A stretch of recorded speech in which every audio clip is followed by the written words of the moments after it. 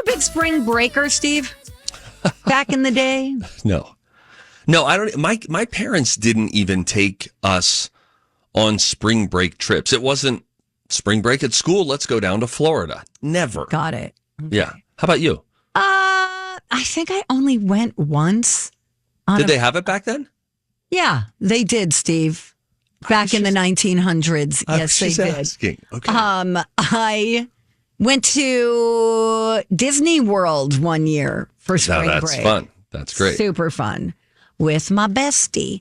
But anyway, Miami Beach is where a lot of kids want to go. And they are apparently, once again, telling spring breakers not to come visit. This is really cool. They released this video on social media that looks like a legitimate trailer for a spring break reality show, but everyone in it has a terrible time. You want to hear a little bit? Yes. Here, go. You got this sick penthouse view of Miami Beach. Once we got to Miami Beach, things went downhill fast. This is for us. What's going on? You're drinking in public. That's not allowed. The speaker. That's not allowed. Rule after rule after rule. What do you want me to do? I don't want you to do. We didn't know the rules. Are you right now? So annoying. Guys, they're saying expect curfew. Potential curfews. Are you kidding me? I'm not staying in a hotel all spring break. So sick of crying. Oh my God. That's great. Then they're confiscating their liquor on the beach because they're partying, and the cop is like, no, this is contraband. And they've got a curfew. And at the end of it, it says the show is fake, but the rules are real. So they're trying to discourage people from going there. Isn't that funny? Because that's funny. Normally you'd want the business for your city. Yeah. Not the debauchery, you know what I mean? Yeah. And, I just feel, I don't know. I feel like Miami Beach does okay. Yeah, even without a week of, these high schoolers and college kids that are trying to sow some wild oats. So I could get maybe you're focused on the longer game, the overall good of Miami Beach, what you want that tourism to look like. Sure. I don't know it's going to work. It could have an opposite effect, frankly. No publicity is bad publicity. You could have people just like, oh, we should try Miami Beach. Yeah, that could be. But I mean, if you're not allowed to drink on the beach, if there's a curfew, if you're of a certain age, where you got to go back to your hotel room, whatever, that doesn't sound fun. We're there to party. When did you have your first alcoholic drink? What age were you? 10, maybe. 10. I think I had a beer. Oh my gosh.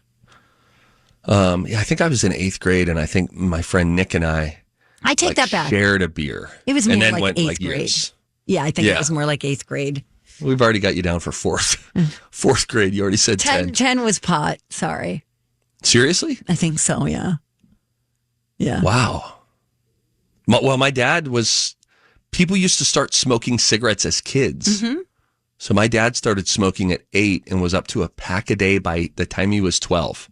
That is my son, Grayson, just coming home and having Marlboro 27 blends. It was and a saying, different what time. a day.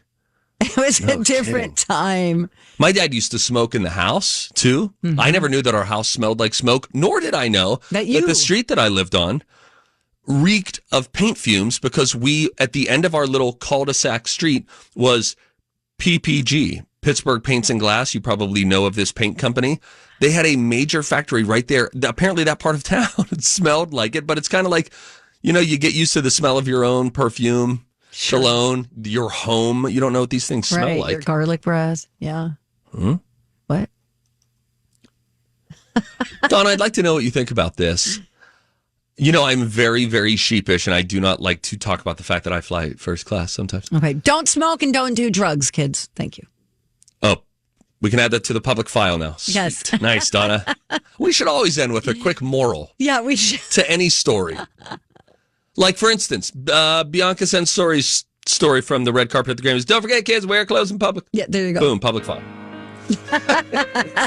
See? We're good for the community.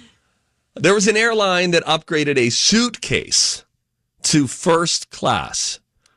What? Somebody flying from Southern California to Sacramento snapped a photo after a woman's suitcase was given an actual first class seat, buckled in and everything. What?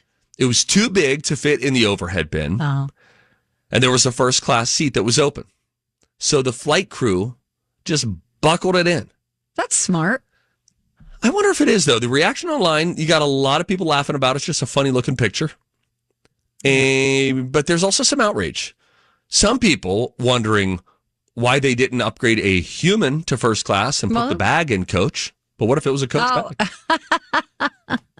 Some people also suggested that buckling a bag in like that might not even be legal. From a fire code standpoint, yeah, doesn't that maybe cause a little bit of a problem? No official word on. What do you mean a fire code standpoint? In the picture, it looks a little bit like it could be impeding the ability for someone to get to the aisle. Window seat guy is going to have to step over suitcase. That is a window seat, isn't it?